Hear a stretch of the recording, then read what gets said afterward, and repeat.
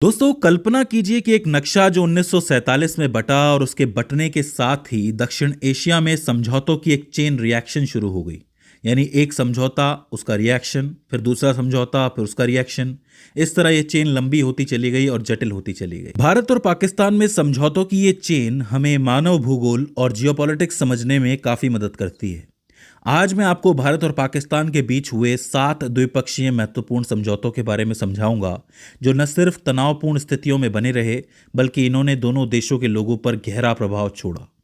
याद रखने वाली बात यह है कि इन समझौतों का उल्लंघन भी किया गया है, जिससे आपको समय समय पर चलने वाली पॉलिटिक्स का भी अंदाजा लग जाता है। इस लिस्ट की शुरुआत हम करेंगे लियाकत नेहरू समझौते के साथ, जिसको अल्पसंख्यक समझौता या फिर दिल्ली समझौता भी कहा जाता है। दोस्तों आपको पता ही होगा कि भारत पाकिस्तान विभाजन के साथ ही दोनों ही देशों में एक भयानक सांप्रदायिक हिंसा देखने को मिली, जिसकी वजह से बहुत से विस्थापन होने लगे। लाखों हिंदू और सिख पाकिस्तान से इंडिया आ गए और लाखों मुसलमान इंडिया से पाकिस्तान चले गए, और इसी वजह से बहुत बड़ा मानव संकट पैदा हो गया। ऐसे में नए नए पड़ोसी बने दो देश भारत और पाकिस्तान पर दबाव बढ़ने लगा कि आज जब लोग इधर से उधर विस्थापित हो रहे हैं, तब इतनी सांप्रदायिक हिंसा हो रही है। जब ये दोनों मुल्क आपस में सेटल हो जाएंगे, तब इसमें रहने वाली जो छोटी कम्युनिटी है, अल्पसंख्यक कम्युनिटी है, उसका क्या होगा। और इसी चिंता को देखते हुए भारत और पाकिस्तान ने एक संधि की, एक समझौता किया 8 अप्रैल 1950 को। भारत के तत्कालिक प्रधानमंत्री पंडित जवाहरलाल नेहरू और पाकिस्तान के तत्कालिक प्रधानमंत्री लियाकत अली खान के बीच में ये समझौता हुआ। अब चूंकि ये समझौता दिल्ली में हुआ था, इसलिए इसको दिल्ली समझौता भी कहा जाता है। इसका मुख्य उद्देश्य ये था कि दोनों देशों में रहने वाले अल्पसंख्यकों के अधिकारों और सुरक्षा की रक्षा करनी है। दोनों देशों के बीच शांति और सुरक्षा बनाए रखना है। अल्पसंख्यकों को नागरिकता के समान अधिकार देने हैं। उन्हें अपनी मर्जी से व्यवसाय, भाषण और पूजा की स्वतंत्रता होनी चाहिए। उनकी संपत्ति और संस्कृति की रक्षा करनी चाहिए। शिकायतों के निवारण के लिए दोनों देशों में अल्पसंख्यक आयोगों की स्थापना करनी चाहिए। और इन सभी उद्देश्यों को मानते हुए दोनों देशों के प्रधानमंत्रियों ने इस पर हस्ताक्षर भी कर दिया। अब इसके कुछ एक प्रभाव हुए। कुछ तो थे तात्कालीन प्रभाव, यानी कि तुरंत जो दिख रहे थे, और कुछ थे दीर्घकालिक प्रभाव।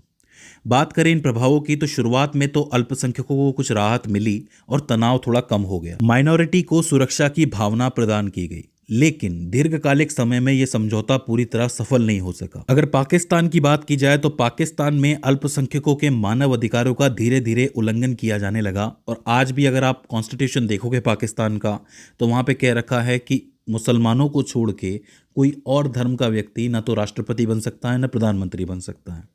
तो धीरे धीरे करके उनके अधिकारों को कम कर दिया गया। अगर भारत की बात करें, तो भारत ने इस समझौते को लागू किया और बहुत से आपको एक्ट देखने को मिलेंगे कॉन्स्टिट्यूशन के अंदर, जहां पे माइनॉरिटी के जो अधिकार हैं उनको सेव किया गया है।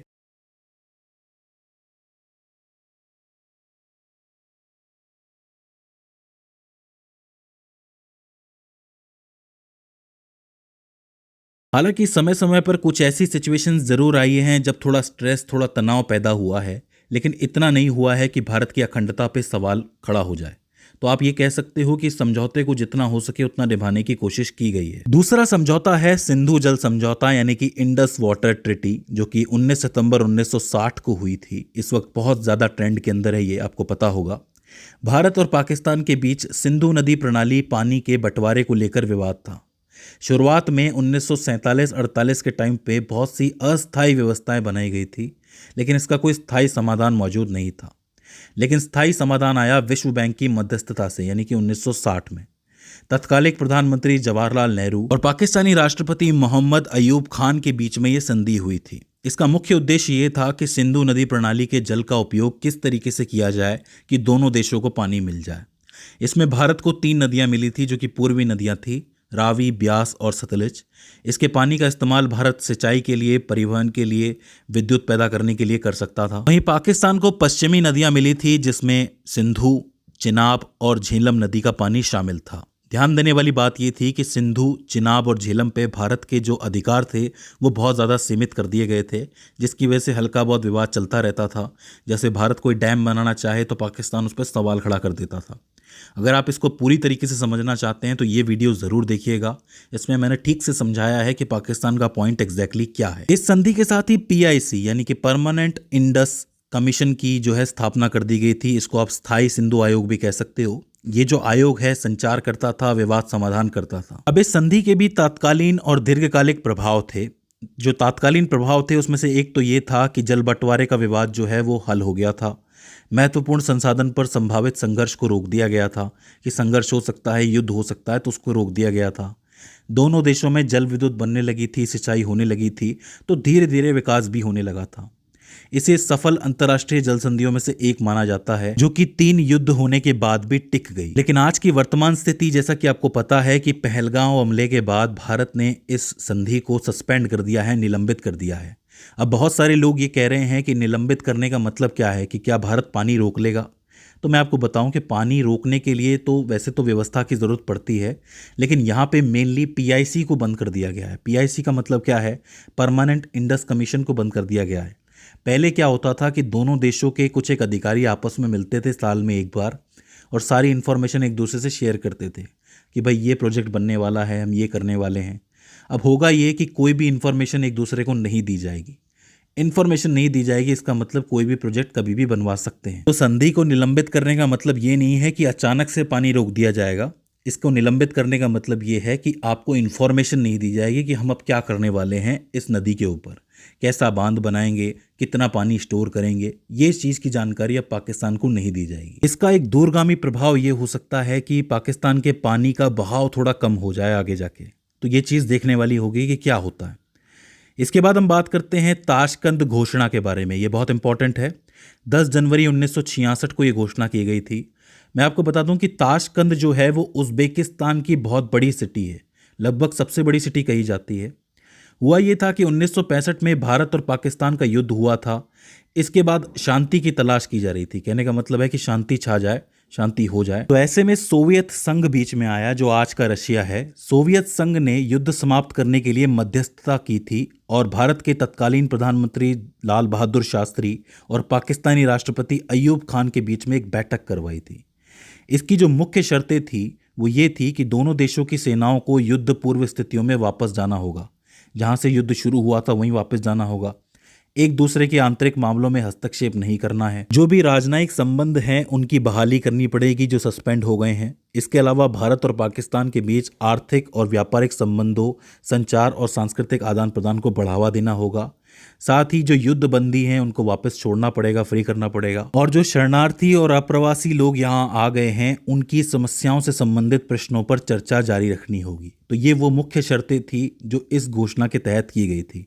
बेसिकली ये घोषणा इसीलिए हुई थी कि भाई अब जो है युद्ध शांत हो गया है और ये दोनों सामान्य स्थिति में आ गए हैं। 10 जनवरी को इसके ऊपर हस्ताक्षर किए गए थे और इस घोषणा पर 25 फरवरी 1966 तक अमल किया जाना था। तो दोनों डेट्स आपको याद रखनी है। साइन कब हुआ? 10 जनवरी 1966 को, और अमल कब तक करना था? 25 फरवरी 1966 तक। अब इस संधि के भी तात्कालीन और दीर्घकालिक प्रभाव हुए थे, लेकिन इसमें सबसे महत्वपूर्ण घटना ये थी कि इस घोषणा पत्र पर हस्ताक्षर करने के एक दिन बाद ताशकंद में भारतीय प्रधानमंत्री लाल बहादुर शास्त्री की मृत्यु हो जाती है, और ये चीज़ इस संधि पे एक बड़ा सवाल पैदा कर देती है। तो याद रखना ये बहुत इंपॉर्टेंट हो जाता है। शुरुआत में अस्थायी रूप से तो शांति हुई थी इस संधि की वजह से, लेकिन जैसे जैसे इन्वेस्टिगेशन आगे बढ़ी प्रधानमंत्री लाल बहादुर शास्त्री की मृत्यु की, तो धीरे धीरे असंतोष बढ़ने लगा था। याद रखना इस संधि का असर पाकिस्तान पे भी हुआ। पाकिस्तान में एक संकट पैदा हो गया, यहाँ पर राजनीतिक परिवर्तन हो गया। जुल्फ़िकार अली भुट्टो का उदय हो गया और अयूब खान का पतन हो गया। इसके अलावा और भी प्रॉब्लम्स थी जो पाकिस्तान फेस कर रहा था। तो एक चीज़ आपको देखने को मिलती है कि एक अंतर्राष्ट्रीय समझौता घरेलू राजनीतिक परिणाम कैसे चेंज कर सकता है।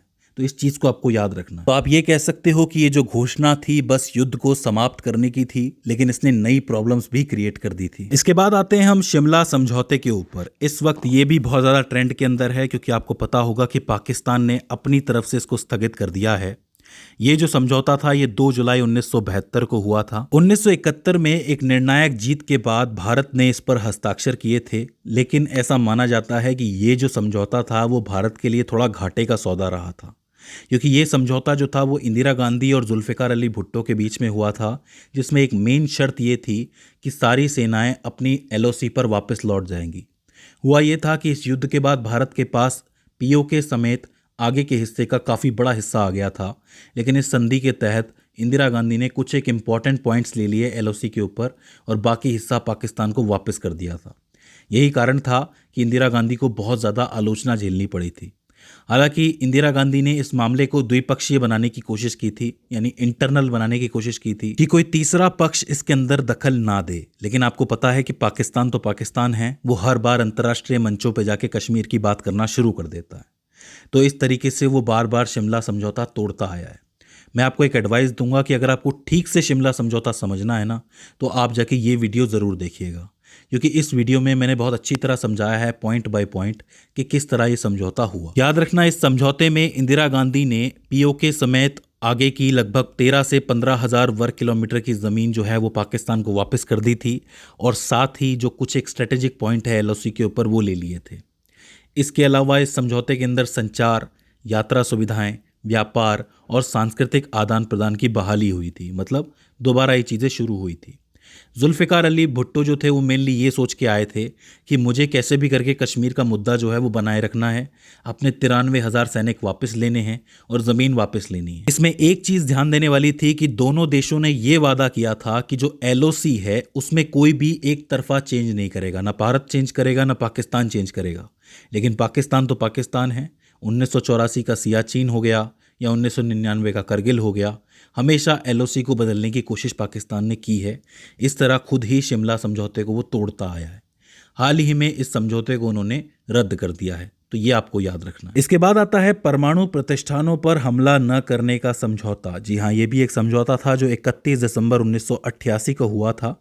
इस्लामाबाद में भारत के तत्कालीन प्रधानमंत्री राजीव गांधी और पाकिस्तान की तत्कालीन प्रधानमंत्री बेनजीर भुट्टो के बीच में ये समझौता हुआ था। ये समझौता दोनों ही देशों के समर्थन के बाद 1 जनवरी 1991 को लागू हुआ था। अब इसके कुछ मुख्य प्रावधान थे। ये था कि प्रत्येक देश दूसरे देश में किसी भी परमाणु स्थापना या सुविधा पर हमला न करने या क्षति पहुंचाने से परहेज करेगा। यहाँ पे परमाणु स्थापना या सुविधा का मतलब होता है बिजली या अनुसंधान रिएक्टर। आपको पता है कि परमाणु ऊर्जा से बिजली भी बनने लगी थी भारत के अंदर। इसके अलावा ईंधन निर्माण हो जाता है, संवर्धन हो जाता है या भंडारण सुविधाएं हो जाती हैं। इन पर हमला न करने का समझौता था ये भाई ऐसी जगह होती हैं, आपको पता है देश के अंदर, आप इन पर हमला नहीं करेंगे, इनको क्षति नहीं पहुंचाएंगे। दोनों ही देशों ने यह वादा किया था। इसमें एक प्रमुख प्रावधान ये था कि प्रत्येक वर्ष की 1 जनवरी को दोनों देश अपने परमाणु प्रतिष्ठानों और सुविधाओं के अक्षांश और देशांतर विवरण को देंगे। कहने का अर्थ यह है कि दोनों ये बताएंगे कि भाई दोनों ने कहाँ कहाँ परमाणु सुविधाएं शुरू की हैं। अभी बात थोड़ी सी हजम नहीं होती है कि कोई देश अपनी परमाणु सुविधाओं के बारे में दूसरे को बता रहा है, लेकिन ये जरूरी भी है। मान लो कि एक देश दूसरे देश पर हमला करना चाह रहा है, लेकिन उसने वादा कर रखा है कि वो परमाणु सुविधाओं जैसे जहाँ से बिजली बनती है ऐसी जगहों को टारगेट नहीं करेगा, तो उसको कम से कम पता तो होना चाहिए कि वो कहाँ है। अगर वो कोई बम छोड़ता है, कोई मिसाइल छोड़ता है, तो वो चीज़ वहाँ नहीं जानी चाहिए। तो ये चीज़ इस संधि के अंदर तय हुई थी। अब इसके भी बहुत से तत्कालीन और दीर्घकालिक प्रभाव हुए थे। इसमें सबसे पहले तो एक डर खत्म हुआ कि कोई भी देश एक दूसरे की जो परमाणु सुविधा है उसको टारगेट करेगा, तो ये डर थोड़ा कम हो गया। लेकिन साथ के साथ कुछ एक प्रॉब्लम्स भी क्रिएट हो गई कि दोनों देशों के पास एक दूसरे का डाटा जाने लगा। तो इसे भी आपको याद रखना है कि दोनों देशों को पता है कि किसकी परमाणु सुविधा कहाँ पर मौजूद है। अब ऐसे में अगर कोई इमरजेंसी में आकस्मिक हमला करने की सोचे तो यहाँ पर कोई सुरक्षा नहीं है, क्योंकि दोनों ही देशों को पता है कि दोनों देशों में परमाणु सुविधाएं कहाँ हैं, तो उसको इजीली टारगेट किया जा सकता है। तो इस संधि के कुछ एक ड्रॉबैक भी हैं। हालांकि ये कोशिश तो फिर भी अच्छी ही रही है। तो ये हो जाता है परमाणु सुविधाओं का फैसला या फिर समझौता। इसके बाद आती है लाहौर घोषणा। जी हाँ, जो 21 फरवरी 1999 को की गई थी। लाहौर में भारतीय प्रधानमंत्री अटल बिहारी वाजपेयी और पाकिस्तानी प्रधानमंत्री नवाज शरीफ द्वारा वाजपेयी की पाकिस्तान की ऐतिहासिक बस यात्रा पर हस्ताक्षर किए गए थे। मैं आपको बता दूं कि ये वही साल है 1999 जिससे 1 साल पहले परमाणु परीक्षण हुआ था भारत का। इस वजह से ये डर आ गया था पूरी दुनिया के अंदर कि एशिया में एक परमाणु संघर्ष शुरू हो सकता है, कि हो सकता है कि एक बड़ा संघर्ष हो जाए। तो ऐसे में उसको रोकने के लिए, पॉजिटिव संकेत देने के लिए दोनों देशों ने इस बस यात्रा को शुरू किया था।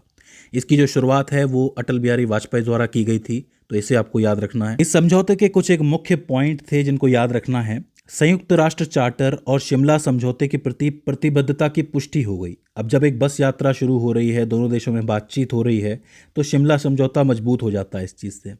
इसके अलावा संघर्ष और परमाणु हथियारों के प्रसार को रोकने की आवश्यकता पर जोर दिया गया। परमाणु हथियारों का जो इमरजेंसी यूज है, अगर कोई करने की कोशिश करता है तो उसके जोखिम को कम करने का एक तत्काल कदम उठाने का समझौता था। मतलब इस समझौते में भी समझौता था कि हम ऐसा कोई उपयोग नहीं करेंगे जिससे कि बाकियों को भी नुकसान हो। इसके अलावा शांतिपूर्ण साधनों और द्विपक्षीय वार्ता के माध्यम से कश्मीर सहित सभी मुद्दों को हल करने का प्रयास किया जाएगा। एक दूसरे के आंतरिक मामलों में गैर हस्तक्षेप की प्रतिबद्धता की गई कि भाई हम दोनों अगर बात कर रहे हैं तो कोई तीसरा नहीं होना चाहिए। तो वही चीजें घुमा फिरा के बोली गई थी जिससे कि समझौता मजबूत हो सके। अब इस संधि के भी कुछ एक प्रभाव हुए थे। जैसे शुरुआत में एक बड़ी सफलता और संघर्ष और तनाव को समाप्त करने की दिशा में एक ऐतिहासिक कदम के रूप में इसको सराहा गया था। आपसी विश्वास का माहौल बनाया गया और परमाणु संघर्ष से बचने की अतिरिक्त जिम्मेदारी आई। यहाँ पर नवाज शरीफ ने ये बात खुद स्वीकार की थी कि पाकिस्तान ने करगिल घुसपैठ के साथ घोषणा पत्र का उल्लंघन किया है, जो शिमला समझौता था उसका उल्लंघन किया है। ये बात पाकिस्तान ने मान ली थी। अब सोचने वाली बात है कि ये घोषणा उस दौर में की गई थी जब करगिल युद्ध हुआ था, उसके बावजूद ये घोषणा हुई और यहाँ पे शांतिपूर्वक एक समाधान निकाला गया था। तो इसे बहुत ज़्यादा इंपॉर्टेंट माना जाता है लाहौर घोषणा को, तो इसे आपको ज़रूर याद रखना। इसके बाद आखिर में आया 2003 युद्ध विराम समझौता, जिसको सीज फायर एग्रीमेंट भी कहा जाता है।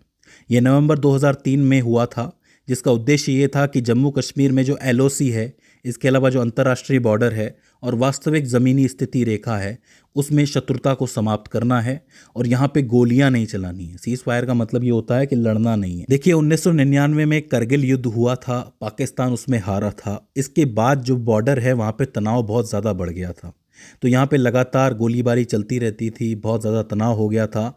तो उसको रोकने के लिए, युद्ध विराम करने के लिए, सीज फायर करने के लिए ये समझौता किया गया था। इसमें याद रखने वाली बात यह है कि युद्ध विराम की घोषणा पाकिस्तान के प्रधानमंत्री जवाहरुल्लाह खान जमाली ने की थी और भारत ने इसको कुछ दिनों के बाद एक्सेप्ट कर लिया था। जम्मू और कश्मीर की पूरी सीमा पर युद्ध विराम का पालन करने पर दोनों पक्षों की सहमति हो गई थी। शुरुआत में जो इस पर प्रभाव पड़ा वो ये था कि जो हिंसा होती थी LOC के ऊपर या सीमा पर, वो थोड़ी कम हो गई और वहाँ पे जो समुदाय थे उनको राहत मिली। LOC के पार यात्रा और व्यापार थोड़ा सुगम हो गया। याद रखना, ये जो हस्ताक्षरकर्ता थे इसके अंदर वो कौन कौन थे? महानिदेशक थे, मतलब सैन्य संचालनों में महानिदेशक थे, DGMO जिसको कहते हैं। यहाँ प्रधानमंत्रियों ने साइन नहीं किया था, DGMO ने साइन किया था। इसके कारण लगभग 2006 तक LOC के आसपास थोड़ी शांति आ गई थी। 2006 के बाद यहाँ पर जो उल्लंघन है उसकी आवृत्ति बढ़ गई थी। उसके बाद से पाकिस्तान लगातार सीज फायर का उल्लंघन करता रहा है। इसकी वजह से समझौते का प्रभाव काफ़ी कम हो गया है। तो आपको ये याद रखना है कि युद्ध विराम शुरुआत में ठीक था, लेकिन आगे जाके इसका कोई खास फायदा निकला नहीं। तो दोस्तों, ये हो जाते हैं भारत और पाकिस्तान के 7 इंपॉर्टेंट समझौते जो समय समय पर होते रहे हैं, चेन रिएक्शन की तरह होते रहे हैं। तो इन्हें आपको याद रखना है। मुझे उम्मीद है कि एग्ज़ाम्स के लिए आपको काफ़ी मदद मिल गई होगी इस वीडियो से, और आपने इस वीडियो से कुछ ना कुछ नया ज़रूर सीखा होगा। अगर इस वीडियो में आपको कोई क्वेरी आती है, कोई दिक्कत आती है, तो आप हमें कमेंट सेक्शन में बता सकते हैं। तो दोस्तों, आज की इस वीडियो के अंदर बस इतना ही। See you on the next one.